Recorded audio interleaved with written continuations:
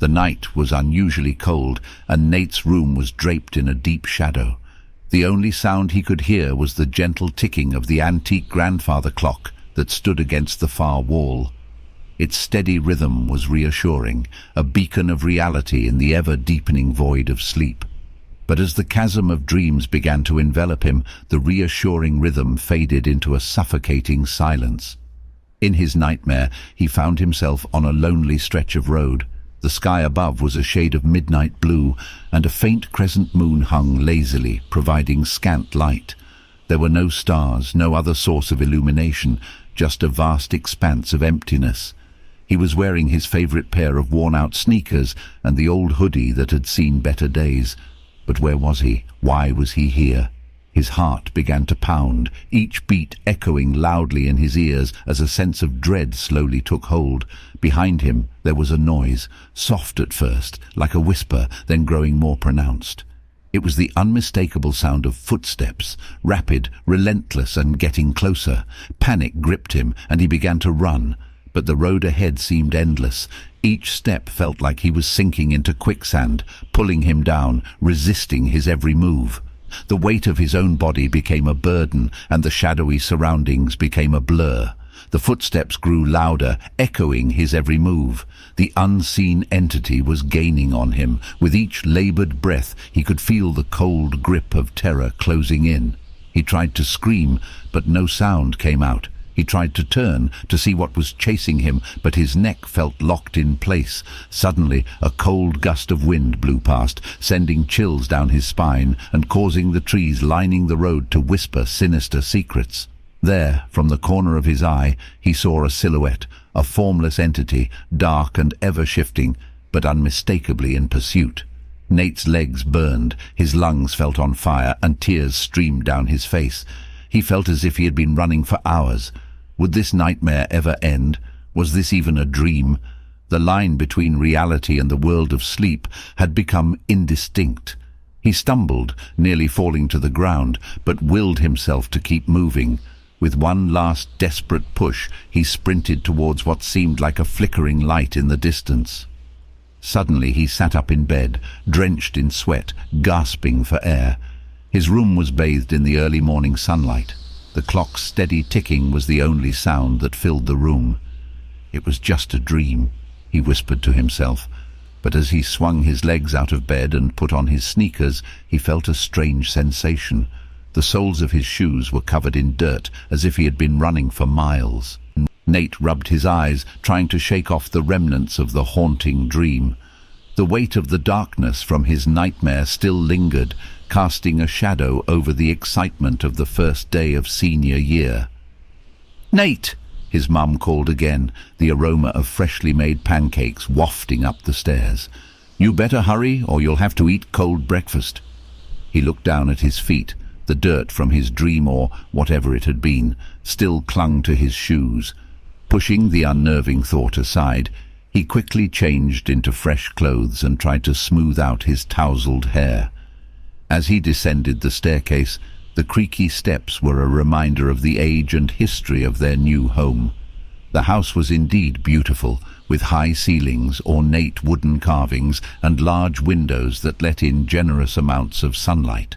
But beneath its charm lay stories whispered by locals, tales of its previous occupant, a man rumoured to dabble in dark arts and whose presence still seemed to permeate the walls. His younger sister Lily was already at the breakfast table, her golden curls bouncing as she animatedly spoke about the new school year. Their mother, a slender woman with soft brown eyes, set a plate of steaming pancakes in front of Nate. "Big day, huh?" she smiled, pouring him a glass of orange juice. Nate nodded, trying to push away his unease. "Yeah, Mum. Last year of high school." As they ate, a soft thud echoed from below, causing the silverware to rattle slightly. Lily's eyes widened. Her fork paused midway to her mouth. What was that? Their mother looked towards the closed basement door. "Oh, probably just those rats again. We'll have to get an exterminator soon." Nate wasn't so sure. The sound wasn't like any rat he'd ever heard. It was too deliberate, as if something, or someone, was trying to send a message. After breakfast, as he gathered his school supplies, He couldn't shake off the feeling of being watched. Every shadow in the house seemed more pronounced, every noise more sinister. "Be safe," his mum called as he headed out. "And make some new friends." He smiled weakly, hoping the familiarity of school would distract him from the chilling memories of the night before and the eerie sensation the house gave him.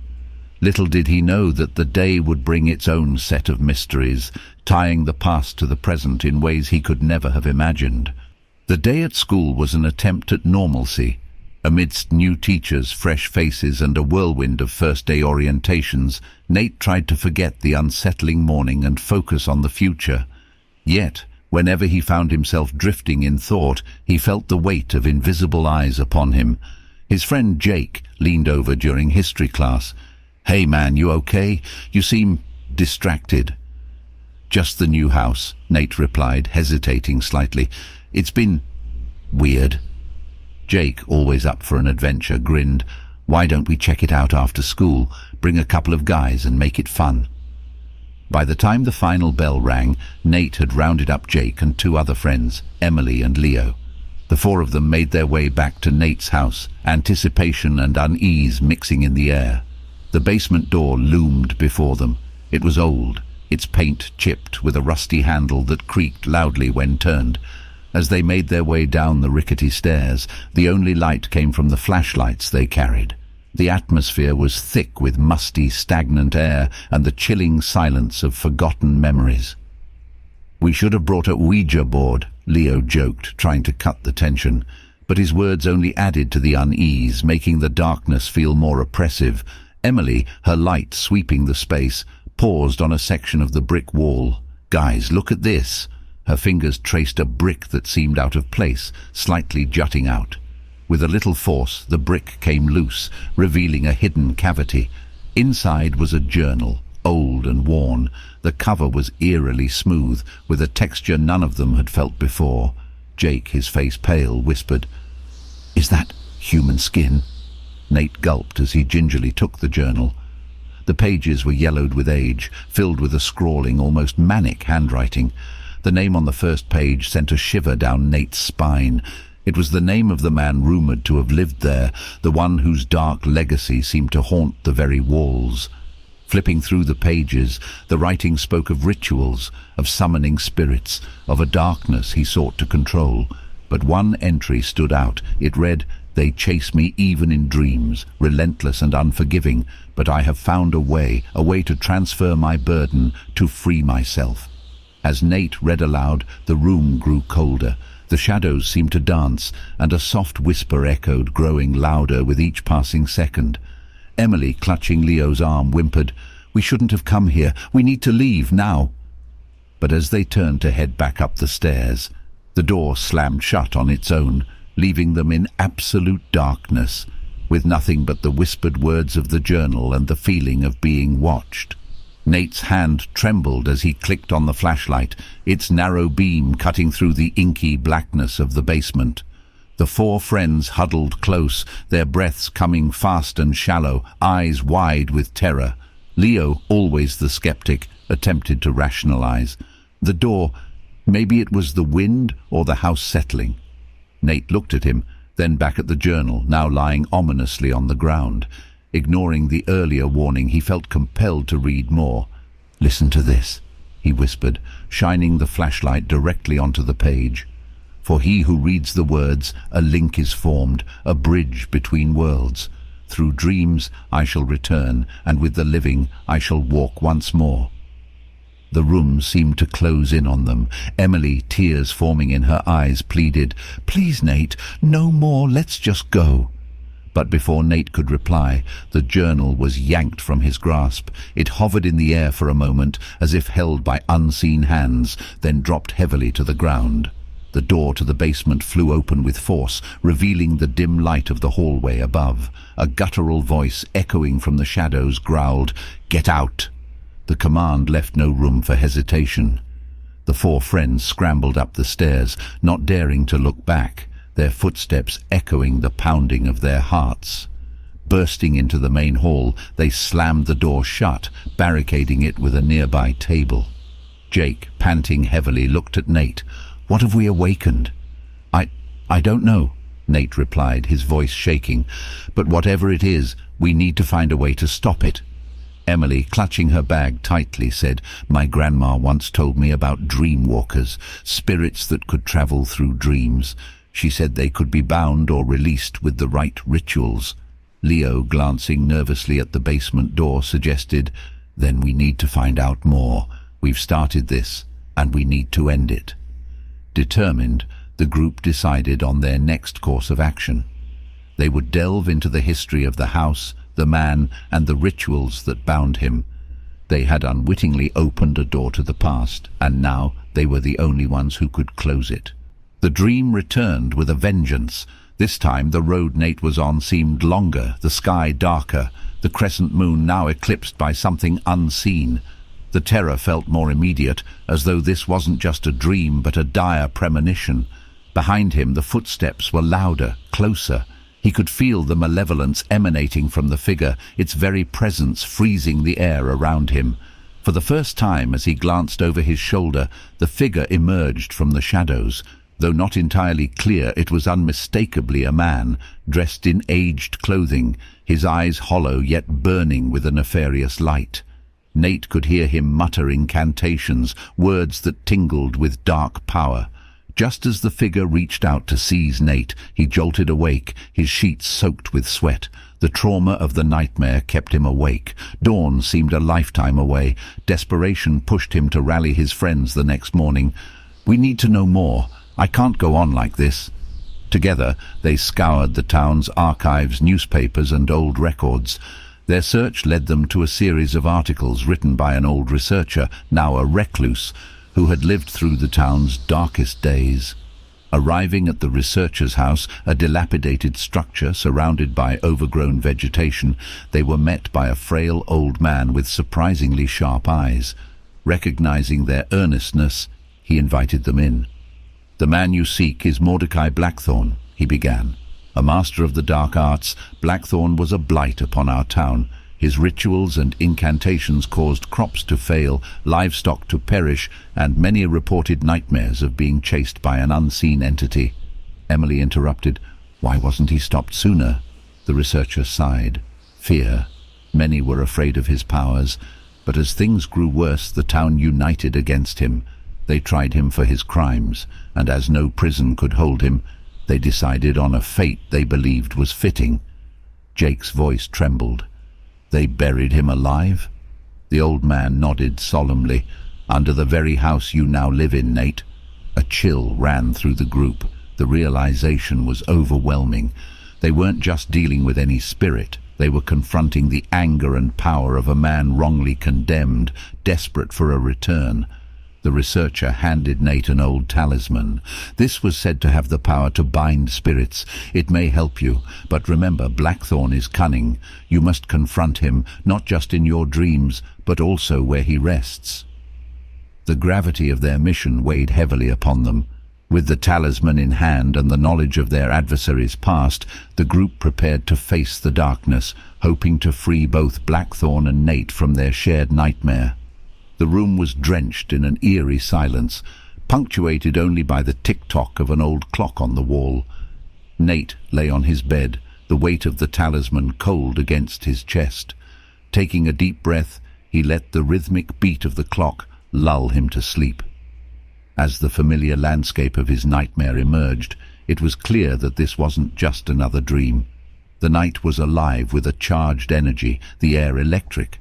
The road, once only a hazy path, was now a clearly defined trail leading straight to his old house. Behind him, the unmistakable presence of Mordecai Blackthorne was closing in. Nate could hear his ragged breath, feel the icy tendrils of his grasp. Every attempt to run, to escape, was futile. They were locked in a dance of wills. With a jolt, Nate felt Blackthorne's fingers dig into his arm, and an unexpected pull, not just in the dream, but a physical sensation. The lines between dream and reality began to blur, merging into one. Panic surged through Nate as the nightmare world began to fade, replaced by the dim light of his bedroom. Opening his eyes, Nate found himself face to face with the malevolent figure from his dreams. Mordecai Blackthorne stood there, his body partially corporeal, his eyes a hollow void yet burning with dark intent. Frozen in fear, Nate could only watch as Blackthorne took in his new surroundings. The talisman on Nate's chest glowed faintly, pulsing with energy. It seemed to hold Blackthorne at bay, if only for a moment. With a guttural laugh, Blackthorne spoke, his voice echoing with malice, "Free at last." Using the distraction, Nate mustered every ounce of courage, pushing past the spectre and racing down the hallway. Behind him, Blackthorne gave chase, his form becoming more solid with each passing second. Bursting through the front door, Nate looked back just in time to see Blackthorne stop at the threshold, a snarl of frustration on his face. The man, or what was left of him, took one final look at Nate, then turned, disappearing into the shadows of the night. Panting, Nate fell to his knees on the front lawn, the weight of the ordeal pressing down on him. The talisman still pulsed with energy, its glow slowly fading. It had protected him, but at a cost. As dawn broke, a new challenge presented itself. Blackthorne was free. While Nate was no longer trapped in a nightmare, the real-world threat was just beginning. The hunt to bind Blackthorne once and for all had commenced.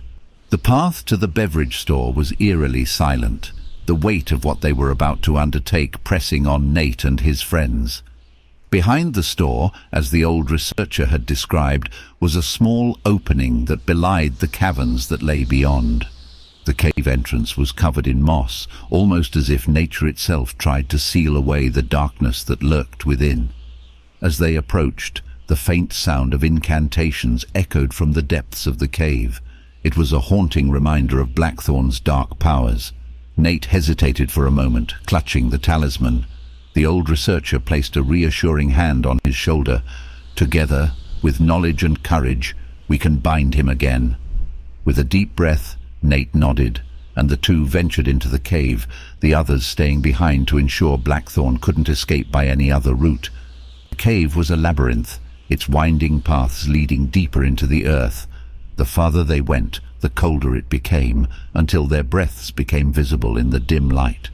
Every so often a whisper of a chant, a shadow moving just out of sight, kept them on edge. After what felt like hours, they reached a chamber. Illuminated by a single flickering candle in the center was Mordecai Blackthorne. He looked up, his eyes betraying no emotion. "So you've come."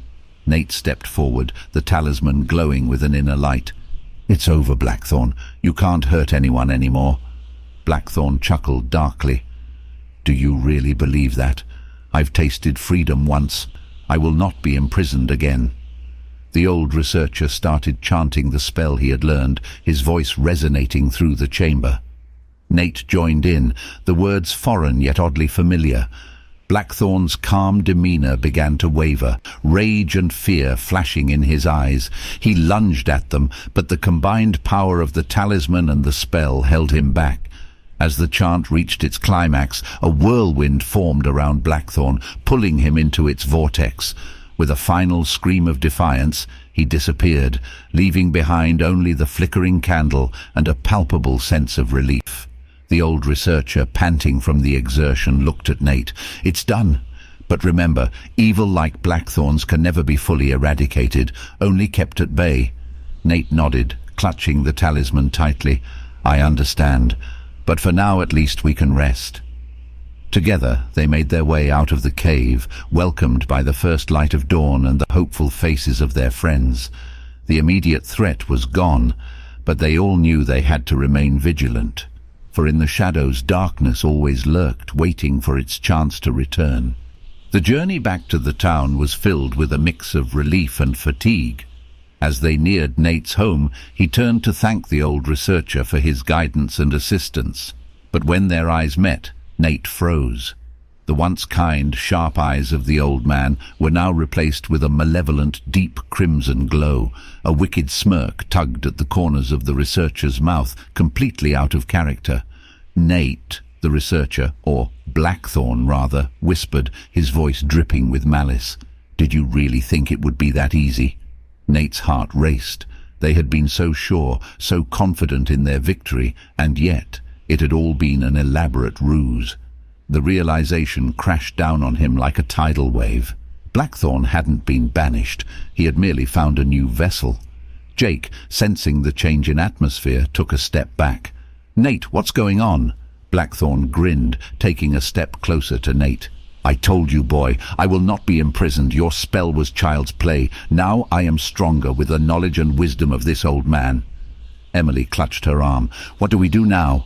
Nate, rallying his courage, spoke up. "We fight. We don't give up." Blackthorne laughed, the sound echoing eerily through the empty streets. "Do you really think you stand a chance? I am now more than you can ever imagine." Without warning, Blackthorne lunged at Nate, but the talisman, sensing the immediate threat, flared to life, casting a brilliant light.